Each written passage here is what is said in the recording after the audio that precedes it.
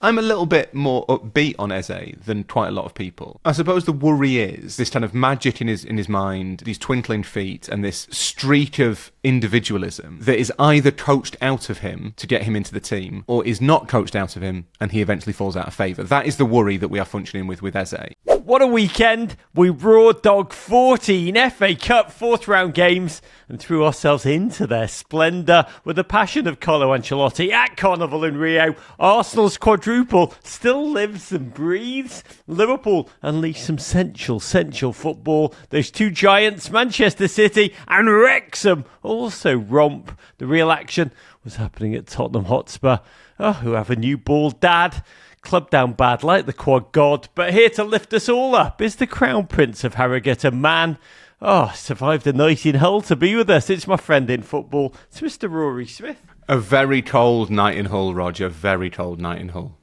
There is no other kind. I do want to acknowledge something, talking about the weather, that I thought a lot about watching football these past couple of weeks in just utter deluge after deluge. We think we've survived unprecedented storms here in the United States. I thought we have terrible weather as I look outside at like 12 feet of snow. But British weather, Raw, it's a torment in like a creative, traumatic way. It's not stopped raining there in weeks, has it? It's like a biblical plague. There's various statistics that you can judge it by, Rog. So apparently, I'm currently on the northeast coast, so just sort of north of Newcastle. It has rained here at some point every day this year. We are in the middle of February. Aberdeen, which is not in England, admittedly, but is in Scotland, has not had any sunshine in 2026. I read this. They have not seen the sun. This is, by the way, this is not ripped from the pages of Genesis, a biblical plague of frogs or blood. Aberdeen has not had a single minute of sunlight in 2026, a record, but that is a psychological torment you're living through. Yeah, we don't have weather as extreme as you get in the States. Like, we're not getting 12 feet of snow. That's not going to happen, even up in the very north of Scotland. But it has been wet, even by our standards. And after a while, it does really kind of sap the life out of you, Rog. I can't put it any other way. And I think from a football perspective, it has a massive impact as well. Like, I've been thinking a lot about the ground staff of England's football stadiums. Because they are fighting a genuinely biblical battle at the moment against a constant. It's not kind of a downpour. It's not a monsoon. It's just this constant drizzle. It's just you look outside. Well, until today, it's glorious sunshine at the moment. But until today, you look outside every single time, and the skies have gunmetal grey, and there's just sort of the air is wet in some way. The air is wet. And I think you can see, if you look around the pitches of English football, they're starting to show it just a little bit. Blade Runner says, wow. Want to give huge thanks to Bank of America, official bank of US soccer, and the FIFA World Cup 2026 for supporting the Men in Blazers media network. Discover what's possible in sports and in life. What would you like the power to do? We were talking on Friday a little bit that you are now so down, so gunmetal, so wet. And I spoke to James Horncastle this week, and he said, I'm trying to cower under an umbrella. And you could literally hear the downpour all around it down the bloody phone. You have now a theory about weather and football and how ultimately nation's style of football is completely and utterly done in by sun and shade. I'd say this, Roger, is my defining theory. This is the theory of all my theories. And that is that one of the things we don't think about when we discuss like a country's stereotypical style of football is why that came into existence. You can't have beautiful passing football on the mud bath pitches that you and I would have grown up playing on. And to be honest, that until relatively recently, the professionals had to deal with as well. When you think back to those pitches where the goal mouths were quagmires, and in the middle of the centre circle, it was just kind of rutted and bouncy and bobbly.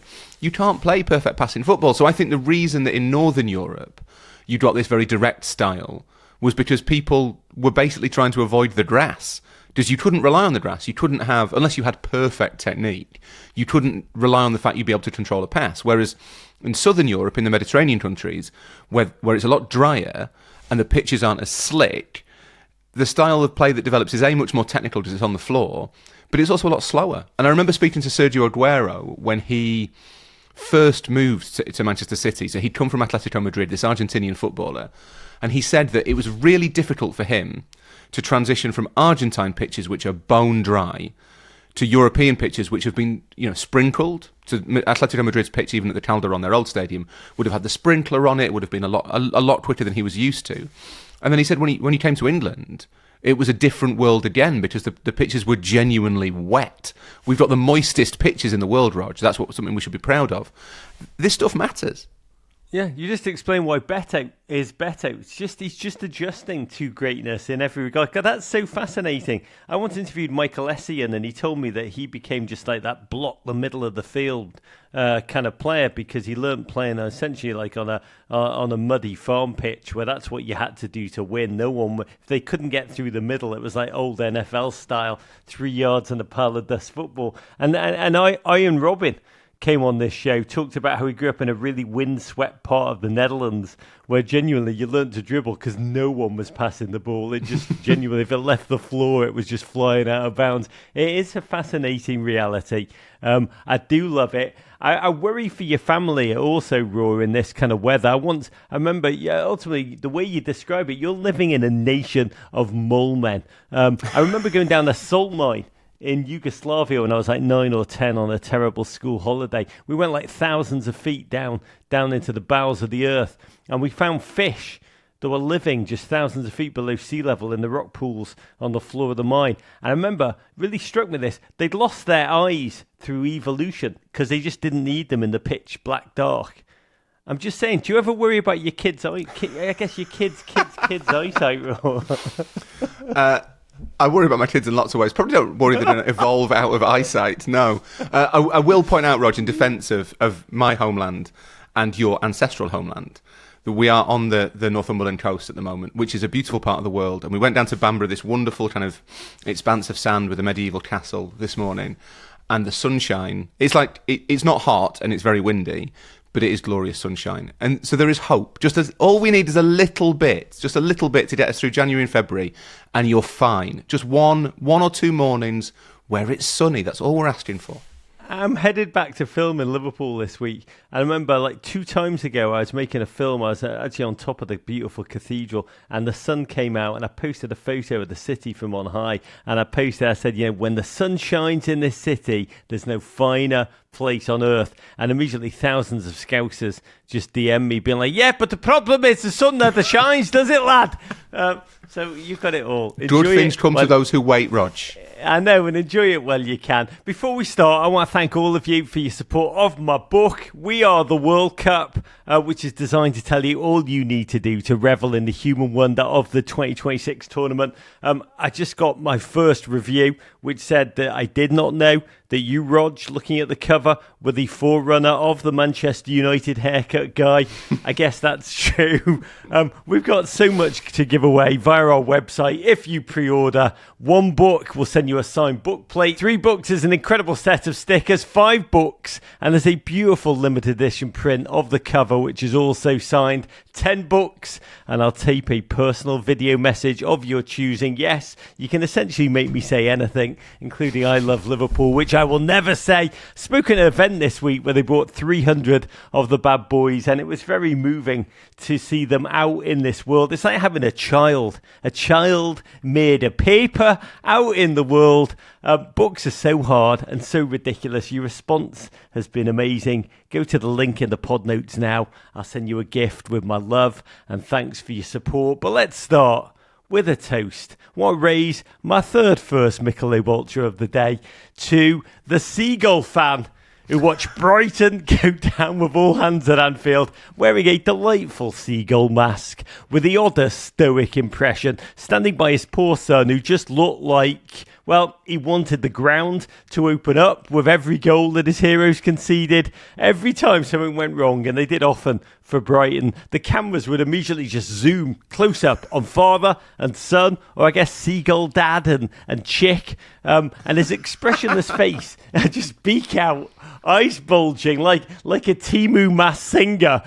The Brighton fans, by the way, all around him, treated him as if it was totally normal, and his expression never ever changed. Somehow, all that's good about the FA Cup, Raw, keep the FA Cup weird, and this fan became a cult hero across the nation by the end of the weekend. He's now known throughout football as Steven Seagull, which I think is stunning poetry in its own right. But it's the kid I think we've got to be careful of, Rog, because children can be cruel, and it's difficult growing up anywhere with any point of difference. So imagine how hard it would be having to explain to your friends that your mum is a human, presumably, and your dad is a seagull. And she just really likes birds. She just really is into them. People would question the mechanics of that. How would it work? How do they procreate? But so I think we've got to be careful that kid has faced enough being kind of mid-species that we shouldn't mock him too much, or his dad. I think that's important. Well, it's amazing. Are you saying that his dad is like a griffin of Greek mythology? He's like half human, half bird. My approach to all this AI slop that now populates every corner of the internet is just to assume that everything is real all of the time. So I don't, until I see that man's head, I'm going to assume he's actually a seagull. That is the safest thing to do, I think. God, isn't that amazing that we all just turn into half of what our football team represents? God love you. Genuinely, I see myself now as an ornithologist. That man is a true ornithologist, and I just adore every single element of it. To you, sir. This weekend also, the NBA All-Star Game. To celebrate, we released a really beautiful set of conversations with legend of the game, Steve Nash, two-time MVP, 8-time All-Star, and a real football knower. Thanks to our good friends at Coca-Cola. Steve, honestly, a man counting down the days to the World Cup. Check out the two pieces. There's a beautiful piece where he relives the 2022 World Cup Mbappe and Messi shoot-off, and a second one where he goes to every single footballing great and creates their NBA counterpart. Make sure to check out Coke's Most Valuable Fan Sweepstakes, where they're giving away thousands of prizes, including World Cup match tickets. See the link in our show notes all over our social. But raw to the football, and we have to start with Tottenham Hotspur. The FA Cup, we've got to say, just felt a little lesser. I did realise this. In a football world, we've talked about this a lot. Football is now just content. And the Premier League is the ultimate content, even its outgrowths. I mean, Friday we talked about the noise during the drowning out the signal around the Manchester United haircut boy. When everything is reduced to content, ultimately the FA Cup is just... It's just lesser. It's wonderful, and I adore it. It's just slightly lesser content. I think the issue is that the FA Cup, and this sounds really reductive and obvious, but I just think the FA Cup's really reliant on the draw. So if you get a third or a fourth round that offers you 2 or 3 really interesting games, and that might have been, thinking of the teams that were in this fourth round, Arsenal-Wigan is a bit of a gimme. You could make a case that Wigan-Arsenal at Wigan is a little bit more interesting, but it's not nearly as interesting as Wrexham-Arsenal. I think all Premier League ties probably aren't great for anybody. It's good from our point of view, because often they're on free-to-air TV, which means that they get big audiences, which is a major draw for the BBC or ITV, the two networks that have shown them. But I think if you're looking at a kind of platonic ideal of an FA Cup draw, you want either true heavyweight clashes. So Liverpool against Arsenal would have been quite compelling, or you want Premier League teams, major Premier League teams, away at teams from lower divisions. So Mansfield beating Burnley is a genuine FA Cup upset. That's one of the great stories that the FA Cup produces. But I don't think anyone would have looked at that before the game and thought that looks like a good tie. Must tune in. Yeah, whereas if it had been Mansfield at home, then maybe people would have thought that is a place where you might get the larger team. Burnley aren't really a giant, I suppose, but you get the Premier League team getting knocked out. And it seemed to take everybody surprised that Mansfield won away at Burnley. I think the FA Cup can produce great content, but it's totally reliant on that random draw to engage people, to give you something to anticipate. I think Wrexham hosting Arsenal in the next round is going to be magnificent. I guess we're saying, just fix the draw a bit harder, lads. So let's start with the news that broke on Friday. Tottenham Hotspur have appointed a new ball king, the quite fantastically menacing Igor Tudor, until the end of the season. First up, Raw, tell us who this man is. He sounds like a minor character from some Le Carré novel. He's been quite the journeyman, effective in short bursts at times, in Italian football in particular. And we know from James Horncastle, Italian football has the term tragatore, the ferryman, which I just love for its poetry. Temporary coach hired to guide a team through a short-term crisis until the end of a season. This is who we are now, Spurs. We're a bridge project. I think if you want to know the difference between Italian and English as languages, it's the fact that job title in Italian is traditore or traditatore, one of the two. But it's this wonderful kind of metaphor for what they're doing. They're taking you from one bank to safety on the other. And in English, a language of corporate jargon and officious pen pushers, it's interim manager. You are the interim manager. That's it. So Igor Tudor was a reliable squad player during his playing days. He was a defender. I think he occasionally played in midfield, but he was one of those characters in Italian football who would play 40 games a year for Juventus, but without ever really shining. Croatian international, wouldn't ever have troubled anyone's idea of a dream 11, but had a really solid career at the very highest level without ever being particularly spectacular. And in management, he started out relatively well. He was at Verona. That was the job where he kind of first caught the eye. And he seemed to be set to be one of those players who went on, unspectacular player, defensively minded player, who goes on to be a really sort of adroit, insightful coach. That is a fairly typical career path. And for whatever reason, he's fallen into this role of being drafted in by teams like Juventus and Lazio to see them through difficult periods. I don't know if he would think of himself as a ferryman. I don't think that's how he self-identifies.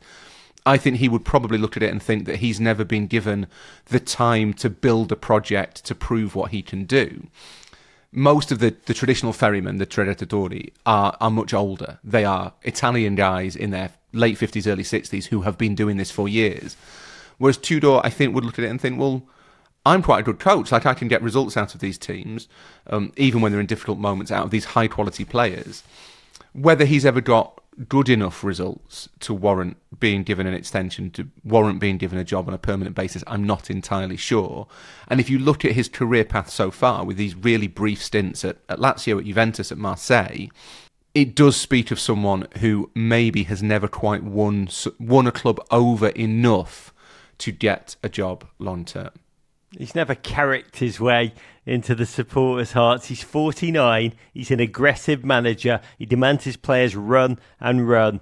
But the context, Raw, that he's paratrooping into. I mean, some incredible writing by Barney Renee in The Guardian about the Spurs job. He says it's become a kind of public meat grinder. This is the football equivalent of one of those internet porn influencers making a bid for the 24-hour world head count record. This is bodies, numbers, men through the door, endless disposable public couplings. There's still variations. Ange was the complex breakup with feelings. But we also have the speed date, the Nuno, 10 minutes eating tapas with a sad Portuguese in a quilted cape, half an hour of a seasick Thomas Frank, no attachment, no scars, move on.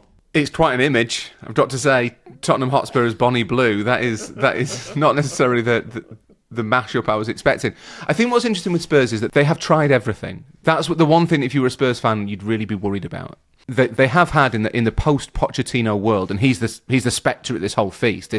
He is the ghost that hangs over it all, Mauricio Pochettino. They've tried sort of crabby superstar Jose Mourinho. They've tried crabby but slightly younger superstar Antonio Conte. They went for twice, I suppose, they've gone for the creditable manager at a smaller Premier League club. Let's give them a step up. First Nuno, then Thomas Frank. Neither of those have worked. That's instructive, I think. And then they went for the ideologue in Postecoglou.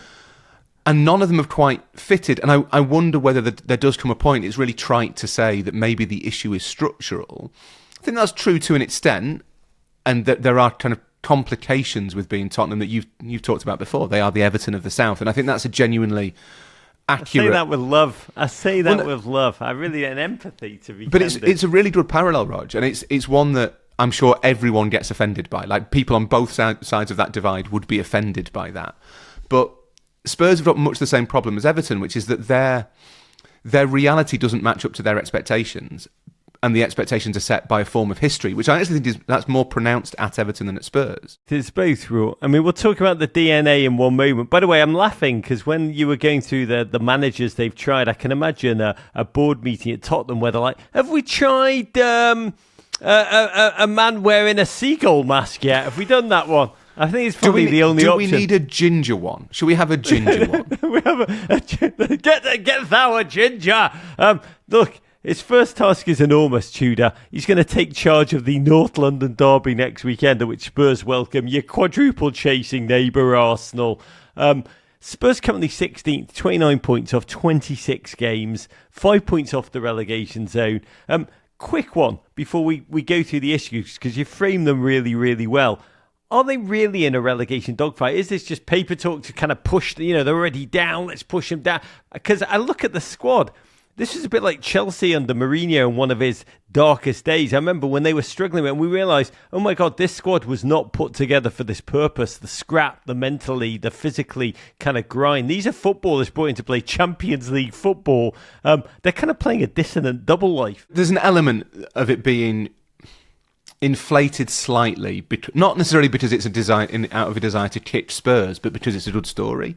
It's fascinating, the idea that a team of Spurs' size and scale and expectation and ambition might be down there. So there is an element of it being exaggerated slightly, I'd say. The threat is a little bit distant. They need West Ham and Forest and Leeds, and to an extent like Brighton and Palace, all to suddenly go on these incredible runs of form while simultaneously not getting very many points themselves. But at the same time, they are 16th, and the gaps aren't enormous anymore because West Ham have turned it on a little bit. So I think it's not illegitimate to say that Tottenham should be worried about the relegation battle, but that's not to say they're obviously not favourites to go down. I think during the Newcastle game last week, Thomas Frank's last match, the commentator on British TV made a point of saying, none of us believe Tottenham are getting relegated, but you kind of have to say they have to consider it. And I think that's probably just about the right way to frame it. Yeah, God bless. Frank is sat. We'll talk about him in one moment. But as you've hinted, he was far from the only problem. Frankenstein of a squad, friction between fans and players, fans and the board, rotten relationship with Frank, that honestly bordered on the mutinous. That's been expunged. But you've got, by the way, so many Americans fell in love with this club at their peak. Their Delhi, Harry Kane, Christian Eriksen, Sonny era. 1 minute you're winning in Europe and it felt momentarily joyful, and now this. What next? We've got former Dortmund manager Edin Terzic, mentioned Roberto De Zerbi, always flicking around. Betting markets have Pochettino as the favourite. The vibes, the lemons, the aura. There's a nostalgia to his return. He's definitely made it clear to English journalists over the past year that he wants a Premier League return. He's all grinter, fight, vibes, collective spirit. But at the same time, that great footballing mind Tom Wolfe told us you cannot go home again, Raw. It is difficult to rekindle good vibes, Raw, and football has moved on so much from the Poch peak at Spurs. Yeah, look, there's no doubt that Pochettino didn't get the credit he deserved while at Spurs for what he was doing with Tottenham.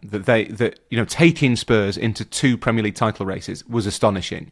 Getting them to a Champions League final, can't remember who they lost to, was an incredible achievement. But I don't know if that's enough 7 years later to say he's the person we need. That strikes me as being kind of nostalgic to the point of damaging. The one thing that makes me wonder if the bookies and the bookmakers tend not to get a lot wrong, it has to be said, but I do wonder whether one thing that they're not factoring in enough is that Pochettino's relationship at Tottenham, the one that kind of bonded him to that club over the last few years, is Daniel Levy, and Daniel Levy has gone. So it would be unusual, I think, for the Lewis family, who are now running the club much more actively than they were previously, in the summer, to appoint Daniel Levy's guy as the Tottenham manager. It strikes me as not being the fresh start that they might like. But that said, if you look around, there's not that many obvious candidates for Spurs. Not because there's any shortage of talented coaches, but because they've tried every single one already. So where do you go that you think, okay, this is probably the solution? Because you can go and get Andoni Iraola, who's a wonderful coach, Rog. But if you've appointed 2 managers from upwardly mobile Premier League teams and it's not worked out, why would you go and do it for a third time? Would that not put you off a little bit? It's the ginger or the seagull. Them's the only 2 options. They're the two choices. I have so many questions about them. I really, really do. It was fascinating to see Big Ange to do a brilliantly timed revenge tour, a redemption tour appearance in which he talked about how Tottenham are a big club in name only. Their cheap wage structure for players is truly to blame. He asked for serious footballers. He ended up getting given a bunch of kids on low wages. It made me realise, Raw, you mentioned club DNA, and Pochettino is definitely, a DNA kind of higher in the slightly in the Carricky way. How long can a club's DNA last? You know, in the Spurs fans' imagination, Spurs are the team who we grew up with. Spurs played flamboyant football. Spurs were the dazzling entertainers, win or lose. They played artistic, attacking football. I remember Jurgen Klinsmann coming in and talking to me later about how Spurs tried to play 5 men up front in his first season. He said, and it nearly worked, he said with a laugh. At the same time, Spurs have won just 20 of their last 70 Premier League games. At what point do we have to say they are no longer Big Six? They are mid-level scrubbers like Fulham or, God forbid, Everton. This is who they are now. But then you talked about kind of what Spurs fans expect, and to football watchers of our generation, Rog, we're broadly the same generation, Spurs are a mid-table team. That's exactly what Tottenham were. They played nice football, and they always had 1 or 2 players who were coveted by bigger teams, but they weren't a threat for trophies. They might occasionally have a run in the FA Cup. For a long time, Spurs' reputation was when the year ends in 1, they win the cup, and it was a pattern based, I think, on 2 examples with 1 in between that wasn't true, and that's what Tottenham were. They weren't a major power, and they have been transformed really in the last quarter of a century by the stewardship of Daniel Levy, who obviously made mistakes and in many ways did hold them back as well. But they've been transformed from this just above Fulham, kind of modern Fulham type club who would finish maybe between 7th and 14th every year, into a side that expects to challenge for trophies, that expects to be in Europe, that has this incredible super modern stadium, that has the best training facility in English football. That brings with it a level of expectation. But as Ange said, and I did enjoy his appearance, just he fell into that kind of amazing Wenger trap of listing all the players he wanted to sign who've turned out to be really good, and not mentioning a single one that he'll have wanted to sign who isn't Antoine Semenyo or Mark Guéhi. There'll have been others, Ange, admit it. But they've kind of now got into this position where they believe they should be challenging for the top 4 or even further, for the title. But they're not paying the wages that allows you to do that. They don't really have the historic allure that allows you to do that.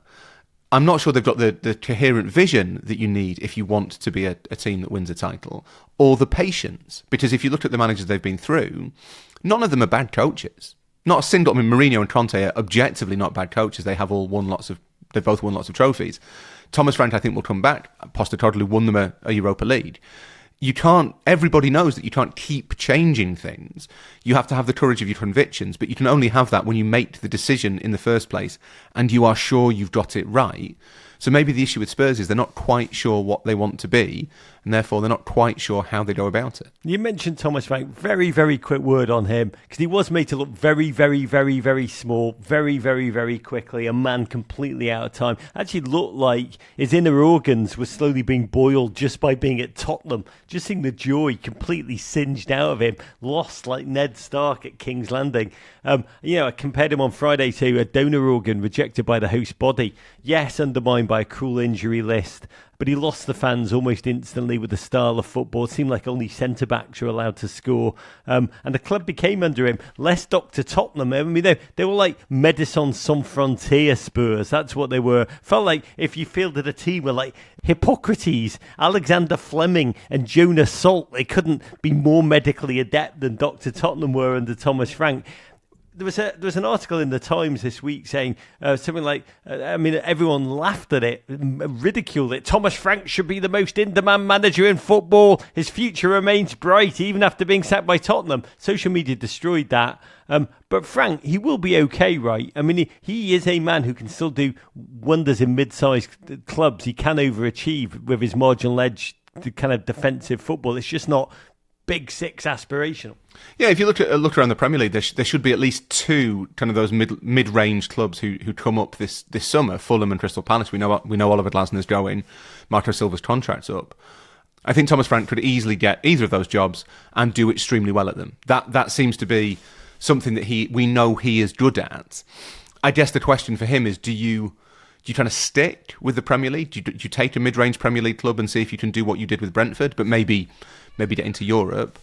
Or do you go abroad and say, well, actually, I reckon I could take charge of Borussia Dortmund or Marseille or, kind of a much bigger scale club and try and prove that I can do well in the Champions League? I think both paths will be open to Thomas Frank this year. I think he'll want a job where he can beat Spurs twice a season. Suspect he might. But I will say, as an Everton fan, looking at a club just repeat cycles of ritualistic pain in our age of content, just their cadence of sacking managers after torturing them singularly in repeatable arcs. It's almost like a kink for Tottenham Hotspur. I mean, I look at it, I'm like, oh my God, I ache for you. I also had the dream, Raw, which I woke up, I wrote it down because it feels so true. I think Arne Slot's going to be ultimately a great Spurs manager in about 2 seasons' time. Going to be amazing there. Around the same time, Tierno Barry's banging in 15 goals a season for Leeds.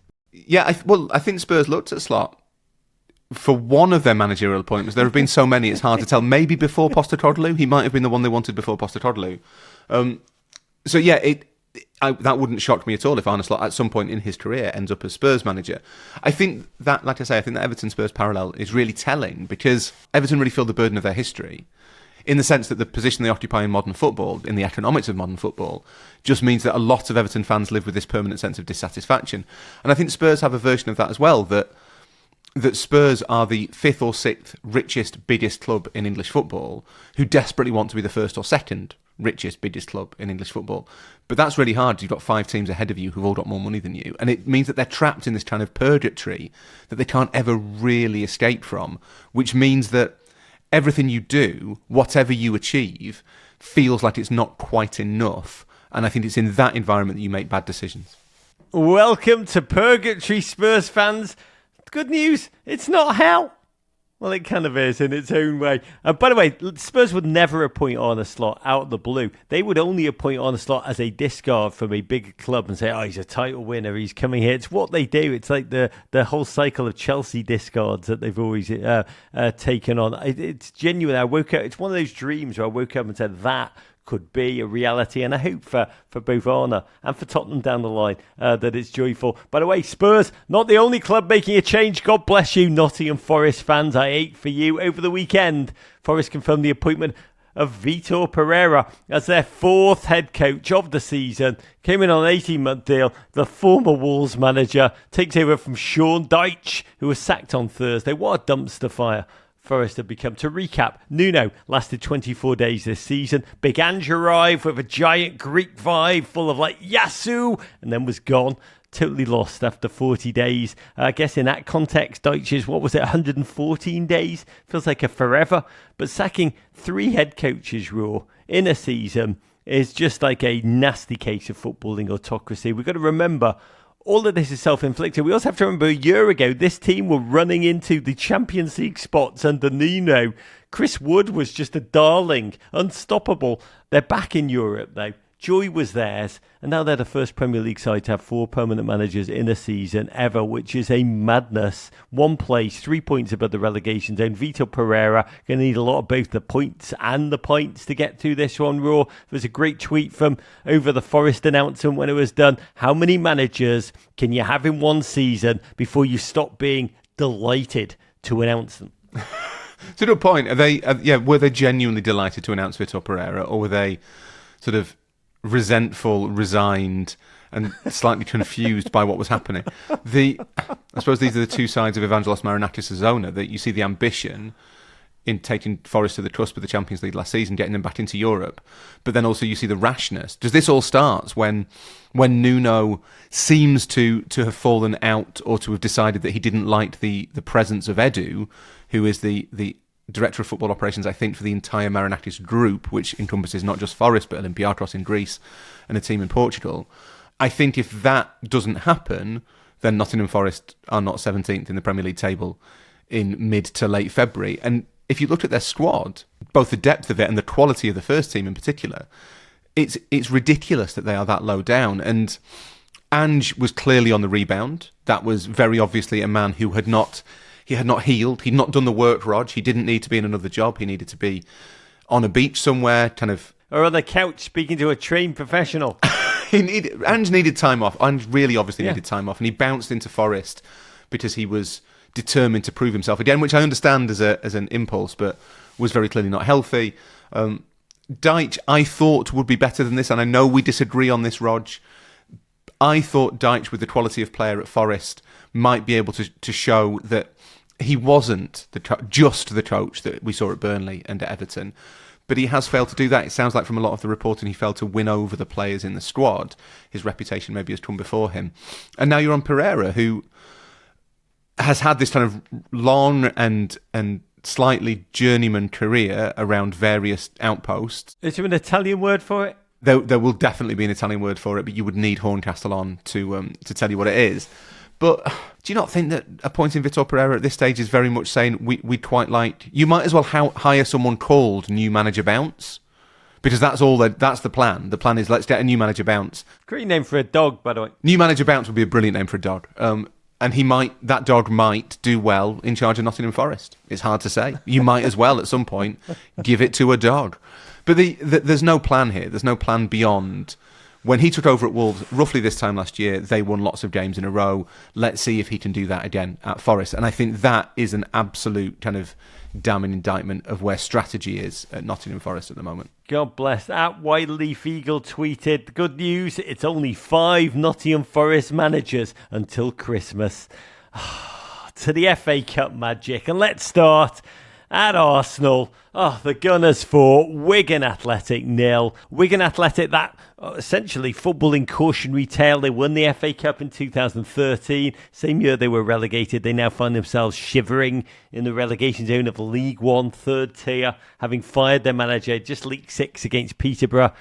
Into Arsenal. Mikel Arteta rested 8. Still an incredibly strong team. Madueke, Jesus, Martinelli up front, William Saliba started at the back, Saka in. Also after Calafiori injured himself in the warm-ups. Quadruple hunting demands have a robust starting lineup. Wigan, midway between Manchester and Liverpool, another industrial heritage city with deep coal mining and textile roots. Probably best captured by their highlight of the weekend, Raw. Krusty, the Wigan Pie mascot, doing the 6-7 before kick-off. Yeah, which I think, as the Men in Blazers Instagram account posted, that might be the most 2026 thing that has happened so far. My son informed me just the other day that 6-7 is now banned at his school because it is so annoying. Is it really? Yeah. No, they've banned. I don't know if it's detentionable, but they've banned it at quite a lot of schools because it's really irritating. So to see a mascot doing it, I'm not sure this is the sort of thing we should be encouraging, Roger, to be honest. But by the way, they should be fined. Krusty and Gunnosaurus had a penalty shootout at halftime, which also probably got more coverage in the game. Did seem highly unfair. Seeing as Krusty, the pie mascot, has tiny little pincer arms, and Gunnosaurus has like huge. I mean, just like Jordan Pickford would bite your arm off to have Gunnosaurus arms and a tail. Yes, I mean, God, bloody hell, man. Can you imagine the first goalkeeper that evolves into having a tail? That would be amazing. For the Panenka, you could safely dive like very far to the right and then swish it away like Jordan Pickford against Colombia with your trailing tail. But I'm getting away from myself. From an Arsenal perspective, the game was all about Eberechi Eze. He'd spent the week under the microscope of the media, yanked at half-time against Brentford, struggled for playing time in a deeply swollen squad. 10 minutes in, took control of the ball near the centre circle and just time and space with a beautiful mind, bisecting I think 6 Wigan defenders to 3 Madueke, who finished incredibly smartly. Raw, Eze in FA Cup is like Ronaldinho. Yeah, it really seems to bring the best out of him. It's a competition he has good reason to love, Rog. I'm a little bit more upbeat on Eze than quite a lot of people. He played a lot more football before Christmas than he normally does, or than he is used to. I've got a feeling that Arteta's just managing his minutes. We saw this at City frequently in those kind of peak Guardiola years, where an attacking player in particular would be in this incredible vein of form, and then they'd just sort of disappear for a bit. And we always took it to be, I don't know, a sign that Pep didn't want to share the limelight, or that the defensive work was more important than the attacking output. But I think it's to do with managing their workload. Mikel Arteta will know that he needs Eberechi Eze fully fit, firing, on form for the run-in, especially if they want to keep competing on 4 fronts. So he's given him a couple of months where his workload has been lighter. I think that might just be good management. It's fascinating to watch him. We'll talk about him in 1 second. I did love in that moment the response to the goal. The Wigan fans sang, "It's only 1-0, it's only 1-0. How crap must you be? It's only 1-0. A chant, I think, that normally precedes unfortunate events. It was in this case, because 2 minutes later it would be 2. Eze again took possession of the ball, immediately stroked it stunningly into the path. What a weight on that ball into the path of Martinelli. Kind of pass that you just knew he was going to play before the ball even came to him. Again, Martinelli finished smartly. That man, 10 goals in the FA Cup and Champions League this season, which is its own kind of magic. Eze, we do know, proper hates Spurs and Wigan. That's the only scientific proof we can take from this. There are doubts now about Ødegaard's fitness. Came out against Wolves on Wednesday. Kai Havertz expected to miss, I think, at least, is it 4 games of a muscle injury? It will be an incredible time for Eze to return. Yeah, we've got the rematch with Tottenham next weekend, so the poetry, the symmetry of that is stunning. There is no doubt watching him at all that this is a creative visionary. There's also, though, the sense amongst some Arsenal fans, he's not kind of the, what do you call him, like a dual winner. I think that's the term that we use now. And that, we do know, Arteta craves that. Given the choice, control over everything for that man. So do you understand, can you see a pathway? I guess I love Eze. I want to be completely clear, and I'll talk about him in one moment. But does he fall on the wrong side just inherently of Mikel Arteta's kind of risk and reward equation? I suppose the worry is that he might end up being kind of an Arsenal Grealish. That he's a player who goes to a title-chasing club where the manager wants control, as you say, which I think is absolutely right, who has this kind of magic in his mind and these twinkling feet and this streak of individualism that is either coached out of him to get him into the team or is not coached out of him and he eventually falls out of favour. That is the worry that we are functioning with Eze, that you're going to lose something as Grealish did at City. The Jack Grealish who went to City compared to the Jack Grealish who ended up at Manchester City. Apart from that, he had that golden period in the team during the treble-winning year, but he didn't look like he wasn't nearly as much fun, essentially. And Eze ultimately is a fun footballer to watch. I think there is an element of that with Arteta. I suspect that over the course of the last few months, he has been trying to drill into Eze that there's certain areas where you do certain things and there's certain areas where you do not do certain things. Does ultimately, Arteta's vision of how football should be has to come first in his mind. But I think what you say about injuries is central to it, that Ødegaard at this moment does seem to have kind of an ability to pick up these slight strains and stresses, which means he's not always in the team every week, 60 games a season. Havertz is coming back from a really long-term injury, so he will be up and down for a while. And Eze will get the chance to play when they are not there. And if he takes those chances, then he'll stay in the team even when they're back. That's, I think, how it works. Arsenal, as we've said, slightly sarcastically, are competing on 4 fronts. They want to try and win 4 trophies. There's going to come a point where they are playing in the Premier League and have to win every week because City are on their tail. There's going to come a point where they're in an FA Cup quarter-final, which they will have to win. They'll have the Champions League. They will have the Carabao Cup final. There's plenty of opportunities. I think Arteta has protected Eze a little bit to make sure he's ready for them. All he has to do, I guess, is take them, and he'll get more of those opportunities if Ødegaard and Havertz aren't there. Yeah, we have a film with Ebereche launching this week, February 19th. I went to North London to play chess against Ebbs just before Christmas. Talked about his love for the club, how he understands his incredible tenacious return to Arsenal. We talked about his style of football, his street roots, where it comes from, also his faith. And it's really, really beautiful because, to be clear, he's such a rare, noble soul. Drops on our YouTube on Thursday. Just enjoy it because he's an incredible man. After that, the deluge, an own goal, leaving Wigan's goalkeeper Sam Tickle, Mr. Tickle. Don't get us started on Mr. Tickle, how we feel about it. It was non-consent before we even knew what that was. But Tickle exposed. Norgard, I thought, was excellent here. Freed Jesus to make it 4 inside 27 minutes, and that was at Wigan, a team 68 places below Arsenal, essentially played like it. Arsenal got to shut down the second half. It was all about, could Eze get his goal? Answer, sadly, no. but for the first time since they won it in 2020, Arteta's mob are through to the FA Cup fifth round. That dream of the quadruple, the fantasy of the quadruple as we know it, lives on. And Roy, you said something fascinating, I think 10 days ago. A YouTube commenter did not like it. You said the quadruple, essentially you said it, these are not your words, but you said it's like a fever dream illusion. These are your words. You said the closer you get to it, the harder it becomes. Can you explain what you meant? Because someone underneath was like, statistically, that can't be true. But I do believe it is almost like a trompe l'oeil, like a deception, a quadruple that we're trying to see with our own eyes. Yeah, I think the problem is that as you close in on it, say Arsenal win the Carabao Cup and get through to the FA Cup, quarterfinals, maybe semis, it'll depend a little bit on the calendar, and then you're kind of progressing in the Champions League, that each of those games not only has its own stakes resting on it, but the stakes of the entire quadruple, because you have to, those are knockout games. It's not you're trying to win 4 leads where you get to kind of be the best consistently over the course of a season. You may well find that you're in an FA Cup semi-final against, I'm trying to think who's still in the FA Cup, Sunderland, but suddenly that's not, we've got to beat Sunderland and we know we can do that because we're better than Sunderland. It's we've got to beat Sunderland, as if we don't, the entire quadruple falls apart. That pressure makes each of those games so stressful and so meaningful, so kind of significant, that it ends up effectively like increasing the size of the challenge. It magnifies the challenge of each match. So the lead remains the same because you have to beat everybody twice. That's fine. But the Champions League becomes inordinately stressful, and that's already very stressful. Same with the FA Cup.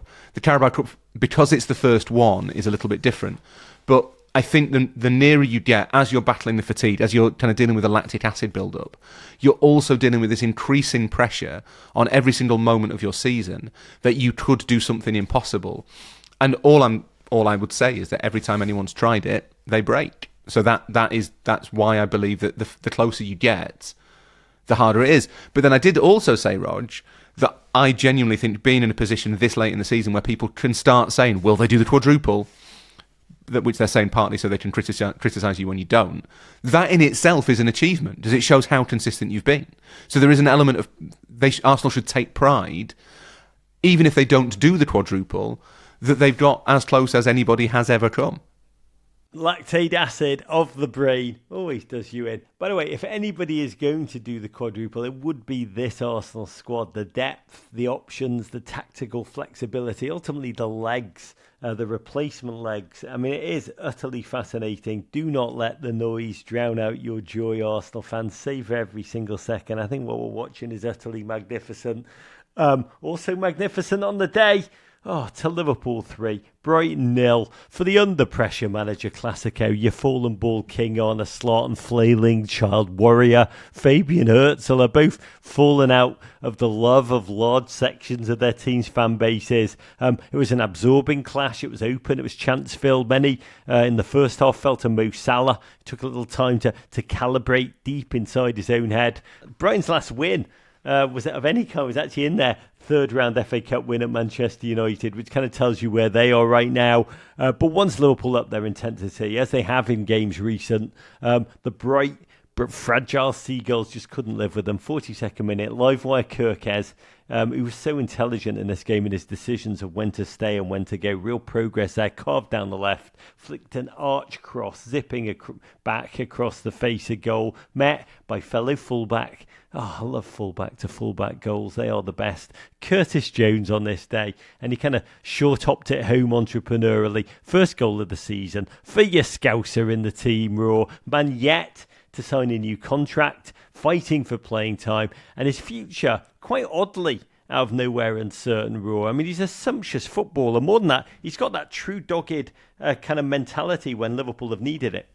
Yeah, he's been a really significant figure this season, Curtis Jones. There were certain performances where, when Liverpool's form was really bad, when Curtis Jones kind of suggested he was the way home. He was the one who could get onto the ball. He could set the tempo. He could inject a little bit of swagger into a Liverpool team that had none of it.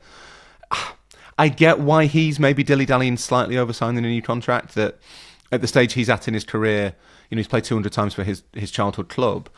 I think he would want to stay. but he'll be looking at it and thinking, well, I don't know if I necessarily want to be kind of first midfield reserve. Could I go somewhere else and be first choice? And I think that's true. He could. But at the same time, I think from a Liverpool perspective, to lose him would be devastating. The idea of a Liverpool team without a single Scouser in it is, even to a Liverpool fan who's not a Scouser, is something I find slightly worrying. It doesn't feel right to have a really talented Scouse footballer and have them not playing for at least one of the two teams, and Curtis Jones isn't going to sign for Everton. So it would be a real shame to see him go, even if I kind of understand why he might think he has to. It doesn't feel right. I mean, it really, really doesn't. In this one, so much did go right, though. Brighton had their chances, lacked conviction in key moments. Also luck on occasion. Liverpool punished them quite superbly. 56 minutes, Gakpo smashed forward. Salah took down the diagonal with the touch of a tender lover into Szoboszlai's path, and he just went full on Peter Gabriel's sledgehammer. A really stunning collective goal, finished by a player who reached double figures for the first time in his career. Each of Szoboszlai's goals seems to be more of a banger than the last. Slot said post-game, he is one of the best players in the world. Linked rumour mill to Real Madrid. Raw, among the best players in the world, that kind of ether. I mean, on current form, I see no light. Yeah, it's very much, weirdly, for someone who's 25 and captain of his country, it feels like it's been a breakthrough season for Szoboszlai. Not in the sense that I think Liverpool fans always knew how good he could be, but it's this season that he's been the defining figure in Liverpool's team. He's the only player, apart from Ekitike, who's maybe been beyond reproach this season. But I think for the wider footballing public, it's the season where Szoboszlai's really come to their attention. He scores spectacular goals. He gives Liverpool huge amounts of energy. He can kind of do everything. He can play in different roles. It's been the season where he maybe gets the credit, the broader credit that he deserves, that he's not always had. Yeah, then a truly significant moment. Mo Salah wriggled like a little eel down the wing, cut in to the box, bodied one defender, invited a second in to ultimately be seen to foul him. It was a really lovely moment, there's no doubt. Mo's skills are in decline, that his time with us is running down in the Premier League. But you see a move like that, sizzling football, born of godly gifts, and you just savour it even more. In the dying embers. There was only going to be one penalty taken. Mo stepped up, thrashed it into the corner. The celebration rule, signalling to the Liverpool faithful that beating his heart. On one hand, it was Valentine's Day. On another, I know Mo lost his grandfather who passed away last week, Haj Ahmed Abdel Aziz Al Bambi in Egypt. Another layer to Liverpool's emotional season of moments continues. But he also looked like a gentleman, savouring every last goal in front of the Anfield faithful, almost as if this is his last dance we're witnessing together, bro. We've got to enjoy every single last minute we have with him like he's enjoying it with us. Yeah, it's hard not to read that into that celebration, which is something he's done. He did it after he scored against Carabao as well, which I think is his only other goal since he came back from AFCON, since the unpleasantness. It still feels, watching Salah is still to see what's not there more than what is. I think that it's really obvious that he's not himself in some very key way. His finishing remains haywire. I think that's probably right to say. If you actually watch a lot of Liverpool's games back over the last few weeks since he came back from AFCON, he's had quite a lot of chances and not taken any of them. And you're waiting and waiting and waiting for something to click. For Salah, the speed won't ever be quite what it was.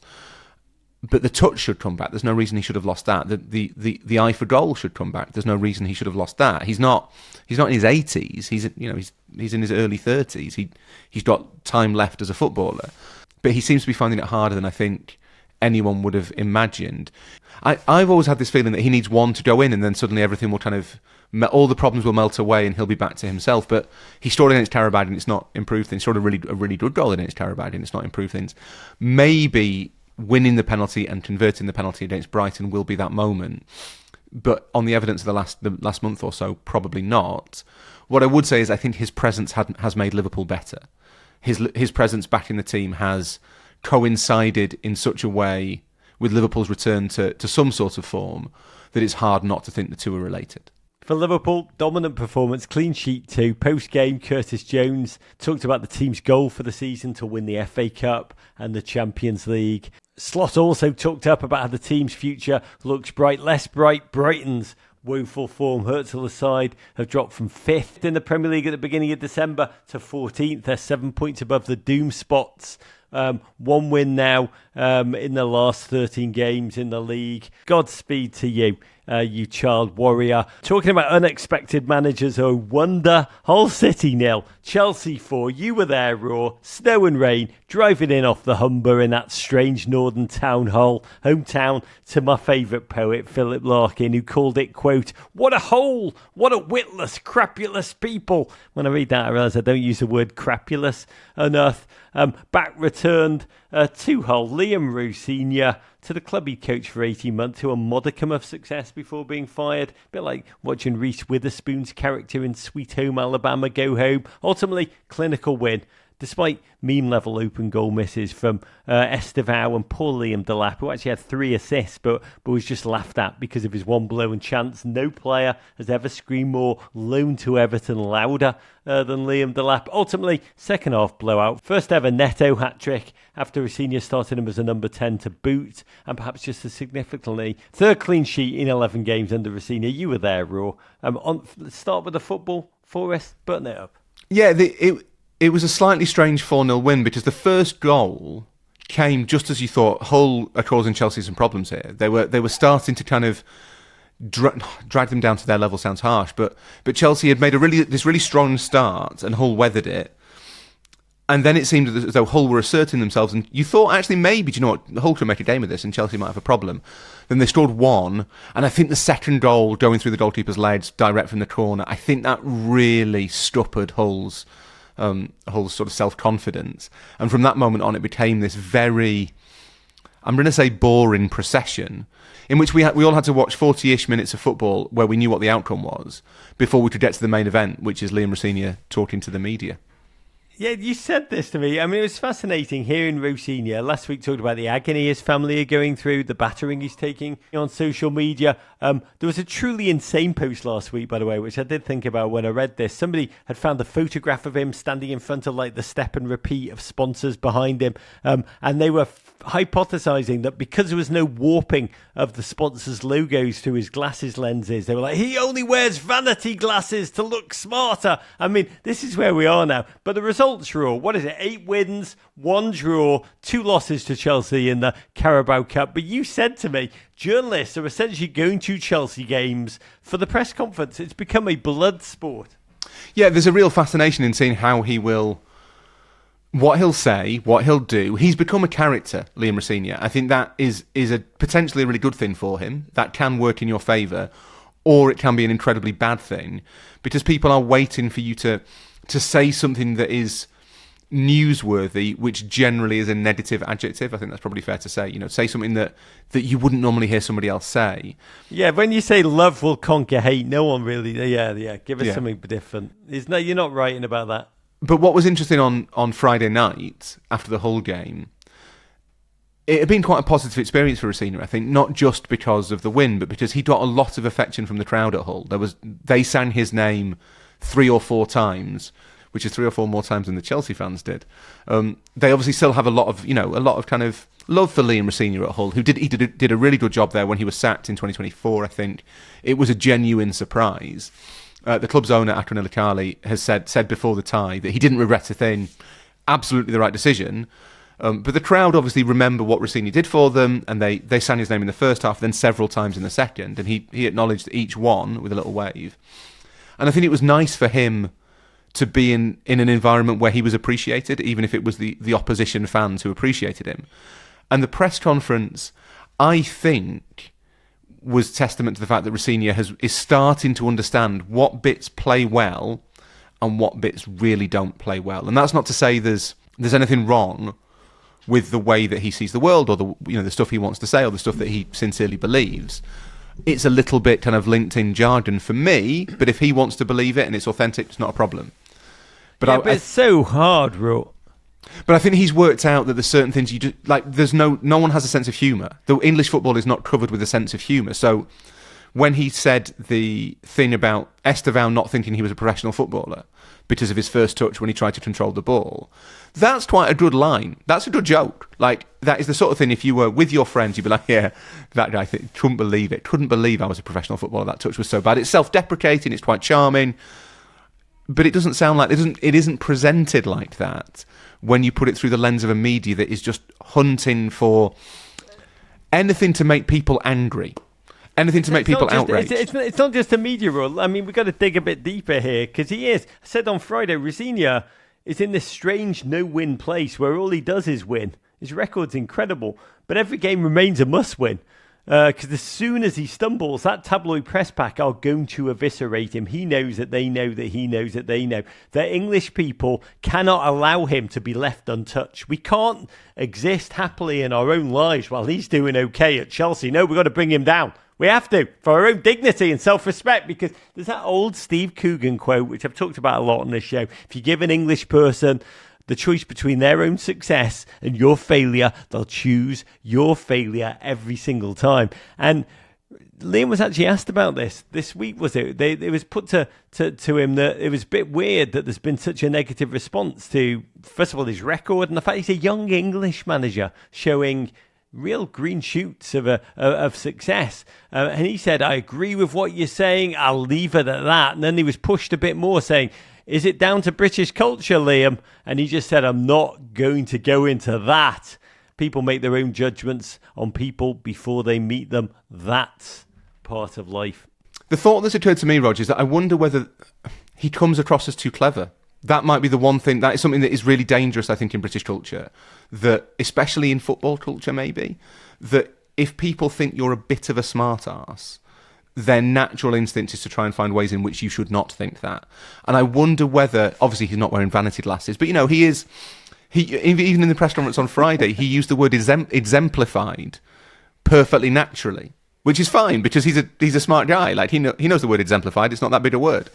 I wonder whether there is a little bit of, not jealousy is maybe not quite the right word, but a sort of sense of, you're young, you've not really achieved anything yet. You seem to be quite self-confident. We don't like that. Let's see what we can do about that. And admittedly, look, there are ways that he's not helped himself. The aging men thing, that's an unfortunate thing to say. Like, Liam Rosenior probably just has to own that. That's not about management. Yeah, management being breaking down. In English, the word manage is man age.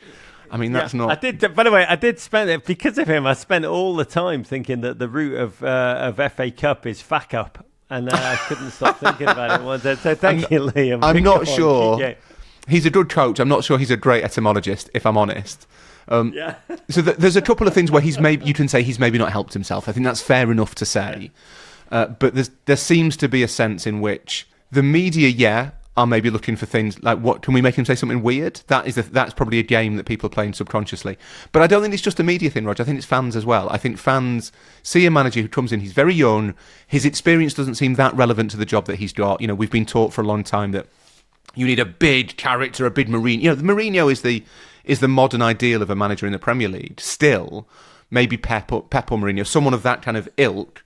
So someone who can use balls as an adjective, adverb, and the with a hand gesture, tense of just for everything. Yeah. But also someone who's got this incredible CV, who's worked at the biggest clubs, who has this kind of magnetic, larger than life, quite shouty personality. And Rossini doesn't fit that, and I think that there is a tendency among fans to be, I mean, sceptical is probably the politest word, isn't it? To say to remain sceptical of that until they see a reason not to be. Okay, I do believe football will essentially have completed itself when Liam Rosenior leans into a microphone at a press conference and just announces that he is not going to get his hair cut until he experiences 5 press conferences where the press don't try and take the piss out of him. Surely the end of the Rosenior narrative arc is that he wins a quadruple with Chelsea, and in his final press conference, he just says, I have aged these men. That is the way that this ends. It's self-referential. It's an in-joke. People won't get it. At that point, people will decide this guy's quite a good coach. Yeah, consider yourself aged, man. I love it. Like a good Gouda. Oh, very quickly, Manchester City 2, Salford City 0, 4-tier Salford City, industrial borough of Manchester, made famous as an industrial cradle, home to the Salford Lads Club, pictured on the Smiths' The Queen is Dead album cover. I think their first ever appearance in the fourth ground. That's a team you may know owned by the Manchester United class of 92. Your Neville brothers, your Butt, your Giggs, your Sir David Beckham. They actually got further, we should note, than Manchester United in the FA Cup this season. It was an odd game. Salford had trained by training 11 against 14 all week to simulate what it would feel like. And after bending and breaking pretty quickly to a 6-minute own goal, they did pretty well. Withstood 85% City first half possession. Took an 80th minute goal from Mark Gahey, first as a City player, to kill the tie-off in a very, very dull game. I think Pep himself called City's performance, quote, boring with his own language. The talking point coming out of this was a quietly seething James Trafford, the young Manchester City goalkeeper who'd arrived for $42 million in the summer, but then buried instantly alive by the arrival of Donnarumma unexpectedly in September. 23 years of age, finding his career very much in a cul-de-sac, unexpectedly raw, blindsided. Made it clear he didn't come to sit on the bench and play cup ties. This game was like both proof of life for him and also kind of like a come and get me plea to big clubs because I hate it here. Yeah, he's been left, and I think this is widely accepted. He's been left in a really difficult position by the fact that City decided to go for Donnarumma relatively late in the day in the summer. It's hard to know whether Trafford is there this time next year, whether he sees out the summer as a City player, because 23, he would have been in England's World Cup squad, I think. He might still be. It might be that Thomas Tuchel decides to take him, but he will want to play first-team football. He will see himself as a Premier League goalkeeper. And he will also be aware that there are lots of English players who've gone to City, and it's not really worked out for them. Grealish is one example, but the more telling one is Calvin Phillips, who a lot of people may have forgotten, but went to City as an England international and disappeared because he didn't really fit the system. I'd be surprised if James Trafford isn't in some way conscious of that example. Godspeed, James Trafford. Aston Villa 1, Newcastle 3. Toon had failed to break down Aston Villa's backline in 2 previous games this season. They did so on repeat in this one, thanks really to Villa's self-destruction. 2-1 Mr. Marco Bizot. But we didn't know that at the outset. Tammy Abraham opened the scoring for Villa. First goal for him back at the club since he netted in 2019. Really fine instinctual finish, but it was offside. A throwback to the more rose-tinted days pre-VAR. No VAR in this round. There will be in the next one, Raw. I do need to ask you, there was no review. The goal stood. Number of dodgy decisions here. Alan Shearer on the English broadcast made it sound like things got about as heated in this one as a curling game between Canada and Sweden. He said, if you ever needed any evidence of the damage VAR's done to the referees, I think today's a great example of that. These guys, meaning the referees, look petrified to make a decision today because they didn't have a comfort blanket. For me, they're actually getting worse. These are damning words, Raw. It was funny, like seeing the nostalgia of VAR-less football, which we've often cried out for, and realising just how random and slot-filled much of the decision was before it. Can you, seriously, quickly, did you miss it? No, not at all. I think that there's no question that there were lots and lots of strange decisions in this game, and it wasn't a great advert for just letting people referee by themselves. The offside is one. The Luca Dean non-penalty was extraordinary. That was a genuinely staggeringly bad decision. And I do think Shearer's got a little bit of a point that I wonder if referees who are used to having VAR, if they now officiate in a certain way because they know that decisions can be backed up by VAR, so that it's better to, if you're going to be wrong, I think there's probably a certain way it's better to be wrong than the other way around. So maybe with the Dean handball, he thought, okay, well, I'll give a free kick. There's part of him thinking I'll give the free kick and it'll get overturned if it's in the area, but there's no VAR, so it's just a free kick. And I think that is a factor, that if you make referees who are used to VAR referee without it, they might be worse at it. That is logical to me. But I've got to admit, I would tolerate those honest mistakes that were made in that game over the 5, 6, 7 minute delays to find a micro infraction to prevent a goal being scored. Oh, I think that is nonsense. Where would football be without fans waving cash by the VAR machine? I mean, it's just it's why we watch. The one thing that VAR has given football is that everyone now knows this gesture. And if you look in the crowd, whenever a goal is scored, you will see someone making a little box with their fingers. It's extraordinary. Grown man. It is amazing, that impulse. I mean, it's almost impossible to resist. Also hard to resist, Newcastle, 15 seconds before half-time. Villa's second-string goalkeeper, Marco Bizot, in a rare start, headlessly crashed, kung fu fighting style, into Jacob Murphy. Terrible knee-high challenge. Raw. It was just wanton. It was more like just, this is the FA Cup, just like sod it. I have no idea what Bizot was doing. It was just as you don't see referees giving free kicks for things that are obviously penalties anymore. You definitely don't see goalkeepers doing that. That was something that you used to see a lot in the 90s. It's the FA Cup. I'm on one. It's just like so unbelievably, wildly unsyncopated, uncalibrated. Down to 10 men, allowed Toon to take control, made their fans utterly delirious. 2 strikes within 12 second half minutes, for both from Sandro Tonali, a player who was rumoured to be on the move thanks to his agent, essentially doing the rumour mongering in January.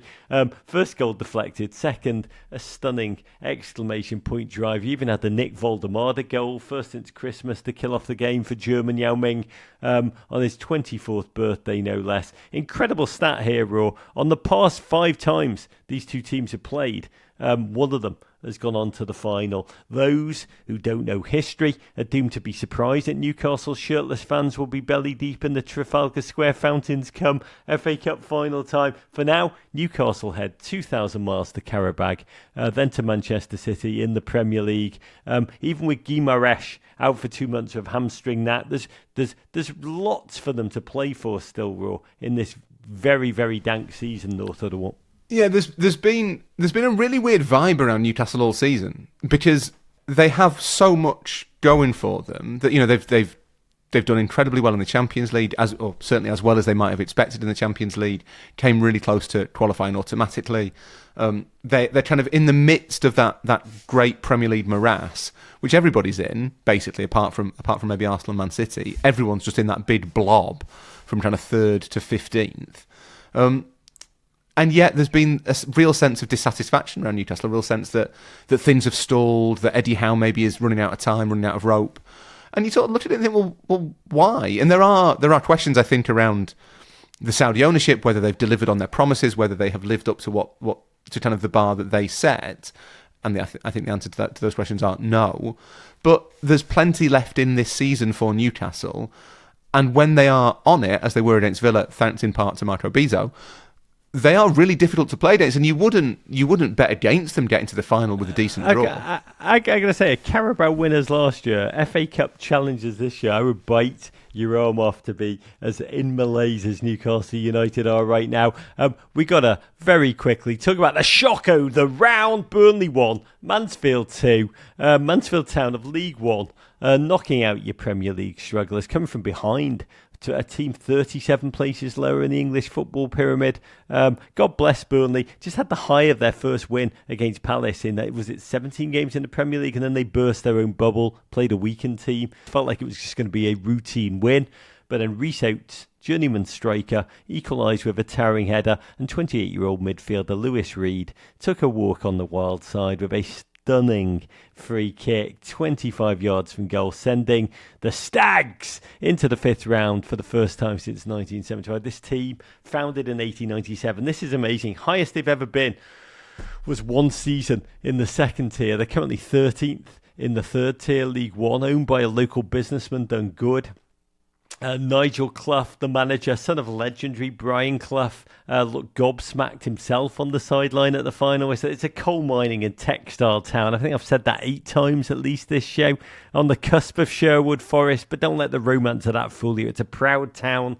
to Tough Town, Raw. I've got to say, the money they will get, Raw, 325,000, I think, will come in so handy when they're balancing the books. This is lifeline money. Yeah, and if you get far enough in the FA Cup, even for a team in League One, the amount of money you get in prize money can be genuinely transformative. You know, that is a huge amount of Mansfield's budget for a month, for a season. If they get the sort of tie they want, and the draw is a few hours after we record, Rog, if they could get the sort of tie they want, and unfortunately, just the way the money works in the FA Cup, unfortunately, that is away to a big team. That is the best thing they can hope for. Then that potentially is an amount of money that could change Mansfield's ambitions and horizons completely in the relatively near term. Boos from quite seething Burnley fans at the final whistle. Really a new low for them in a season unbearably full of them, and it breaks my heart. I do love Burnley. I like Scott Parker too. He's a smart man, but he wasn't backed in the winter transfer window. His team are playing impotent football at this point. We talked last week about how many fans there are almost looking forward to a return to the Championship to see them win, which is where they are now, this yo-yo club bouncing between leagues in this strange kind of cruel stasis where you forever pause between the agony of the descent and then the false hope of the joy of promotion. Really a sordid torment. Godspeed to them. In other games, Wolves didn't get bogged down in the mud at Grimsby. The mud was Battle of the Bastard Stick, if you saw this one. 1-1-0. Brought a modicum of joy to a dank season. Southampton beat Leicester in the cautionary tale derby. West Ham outclassed Burton Albion. The Brewers of League One in their 6,912 Pirelli Jewel Box away stadium. Somerville netted. That man is single-handedly, he's almost having a Carlos Tevez saving West Ham kind of season. And Wrexham beat Ipswich 1-0 into the FA Cup last 16 for the first time in 29 years. Incredible. Another magical night Friday in a period of unprecedented success for the Red Dragons, their deepest cup run since 1997, to go with the current promotion push. I just love it. Every single moment. I'm manifesting a game against Arsenal for them at the Stoke Kairas. Was there another game that caught your eye, Raw? Yeah, well, we mentioned on Friday that Birmingham Leeds was a good old-fashioned kind of, in 1980s, two teams with violent reputations for their hooligan firms derby, and it kind of lived up to that. The pitch was not great, and I feel, as I said at the start, very sorry for kind of British football's ground staff at the moment. What was disappointing about it, and obviously I'm delighted Leeds got through, because Leeds' record in the FA Cup is really not very good either. It always feels to me slightly wrong when the smaller team equalises late and then loses on penalties. It feels as though something has gone very bad. It's very unsatisfying. You get your moment of kind of release and wonder and hope and joy, and then actually just get beaten on penalties by the better team anyway. That always feels like a bit of a letdown to me, Rog. Yeah, it was. I mean, it's a stunning moment when I think there's a fleeting Manchester City winger, Patrick Roberts, off a thick deflection, got Birmingham, by the way, worthily back into the tie in the dying embers. It did go to penalties. It was an amazingly entertaining tilt, massively open. Leeds survived with some quite ruthless penalties. But I'll say Birmingham's quality also showed in this one. Tom Brady came onto our Instagram post-game, and I think he just wrote a very long F word, just exhaling, venting his frustration. I did love Ethan Ampadu, by the way, on the post-game show of the match. He was asked where he was going to be in the penalty shootout, and he answered quite honestly. He said 11th. God bless. Birmingham principal owner, American investor Tom Wagner, who's been on this show. Godspeed to him. He had a stroke last week, age 56, said to be recovering. Listeners, just look after yourself. Savour every single moment you have around football together. Raw, let's finish with the MIB mailbag. I love this letter this week. It's on theme, from the FA Cup, from the mighty Roger Avils, from the great city of Minneapolis. He's one of the good Rogers. Take it away, Raw. It says, Dear Rog and Rory, I've been a big fan of the pod since the early days. Thank you for what you do. I'm a paediatrician and I live in Minnesota. I was in London for the first time during the holiday break, and as we've been Premier League fans for many years, I thought it would be nice to catch a Premier League match. I joined several paid memberships to 3 Premier League clubs, hoping that would grant me access to tickets, but it didn't work. I'm sure the Premier League clubs will be delighted by that. My 16-year-old son Ben had the genius idea of catching a non-league match. So there we were on December the 27th at Flamingo Park in Chislehurst on a cold winter night, watching the oldest club in London. We bought VIP tickets, VIP I think a bit of a stretch, to Cray Wanderers versus Cray Valley PM in the 6th or 7th, still can't figure that out, division in English football. Roger, don't worry, no one knows what tier anything is below 5. Towards the end of the match, as the Wands were up 5-0, the fans chanted, "There's only one Cray in London," to the tune of Guantanamera. That wasn't true in the 60s, there was Reggie and Ron as well. This was such a pure soccer experience, it's hard to put into words, almost like being invited to this great family event. My question to you both is, do either of you support or keep up or attend any non-league teams that you somewhat follow? Cheers, Roger. I'd have said Avilés, but could be Avilés, not sure.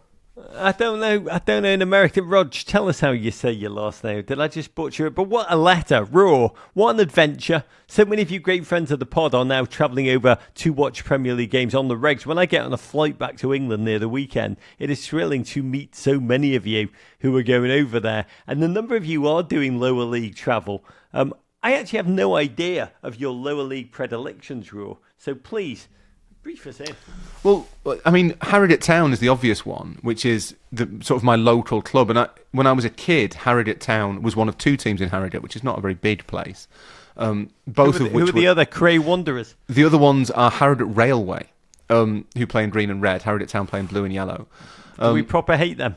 Yeah, that's Strum, absolute Strum Railway. No, the Harrogate, but neither of them were anything you'd really think about. They were very small scale non-league teams, and then Harrogate Town, unlike Railway, got a kind of visionary manager who then brought in the owner, who is also his dad, and they have risen up through the leagues all the way to League 2. They are struggling really badly this season, but they've been there for 3 or 4 years now. And the fact that there is football, league football in Harrogate still amazes me, because I remember kind of Harrogate Town when they would have been 6th or 7th tier, I guess. But I've got to admit, my the more accurate answer is my semi-professional sporting commitment. My greatest one is not in football; it's in rugby league, Rog, at my beloved Keighley Cougars, which is the rugby league team that's relatively close to us, 15-20 minutes away. I did a story on them for the New York Times a few years ago, and got to know the owners and fell in love with the story of the club, which is, I think, the only sports team in Europe owned by a gay couple. And taking Ed, my little boy, to watch rugby league a couple of times a year, maybe a little bit more if we have the chance. It's helped us bond and have a thing that we do together. That's really important. It's broadened my sporting horizons. But there is something amazing about going to any live sport, whether it is football or whatever else it might be, to be with people, to be part of a community that cares about this one thing. The fact that it's rugby league doesn't make any difference. It's still kind of something I look forward to enormously. And do you know what? It produces a considerable amount of drama, I would say. It gives me a good dramatic Sunday every so often. Don't know what the American equivalent is of the rugby league. Is it like taking your kid to like a monster truck, smash and crash? But listeners, that might be more refined. What is the American rugby league equivalent? I don't know. I want to say, Rog, I love your letter, because when I was a kid, Everton playing away, I'd often go with my dad to watch Liverpool's other club, Marine, played across the water. They played in Crosby. They play in the National League North, which is, I think, the 6th tier of English football. And they were always deep in the bowels of the league. But it didn't matter at all to me or to anybody there. I loved it because you were right on top of the pitch, right on top of everything. Everyone was like in the action, and everyone there, including us, like the left back, would go because he was the kid of someone we knew really, really well, and everyone knew the players. Everyone was rooting for them. Everyone had familial ties, and it felt so muddy and real and dream-filled, and I loved it almost as much as going to Goodison Park, to be candid. There's a true power in the commercialised era, even more, to be honest, of sampling lower league football. Its simplicity, its naivete, its roots, the everything showing nature of it, just the tiny dreams with massive power.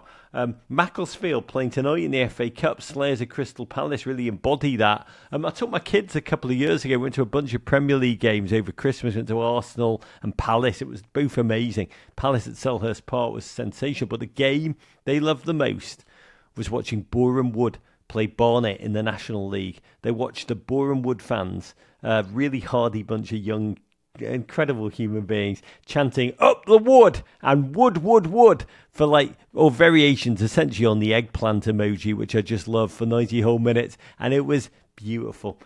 I'd love to do a trip, Raw, where we bring listeners over to England. We'll definitely do a Premier League game, but also to watch Boreham Wood or Leyton Orient. I think it's almost the juxtaposition that carries the power.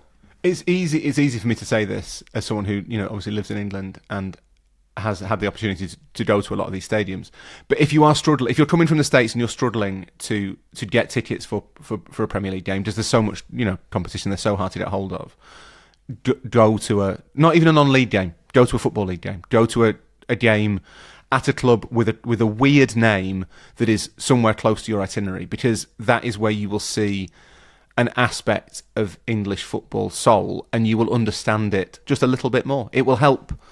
You might not. It will help you appreciate how good football in the Premier League is for a start, but it will also help you understand kind of the social phenomenon of football in Britain, in Europe.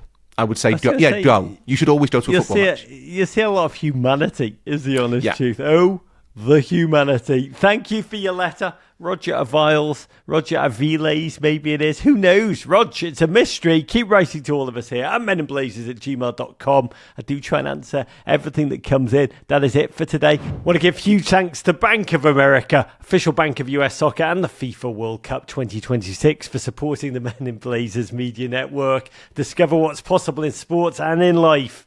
What would you like the power to do? I'm headed to England on Tuesday to shoot with a really lovely footballer who is manager obsessed. Then LA on Friday for a very brief fleeting show on Friday night. Raw, you're a beautiful human being. I will rock it with you on Friday from LA. Big, big love to you. Thank you. I hope you have a rain-filled trip to England, Rog. I wouldn't want it any other way. This is Rod saying, let's not take a second of watching football together for granted, and courage.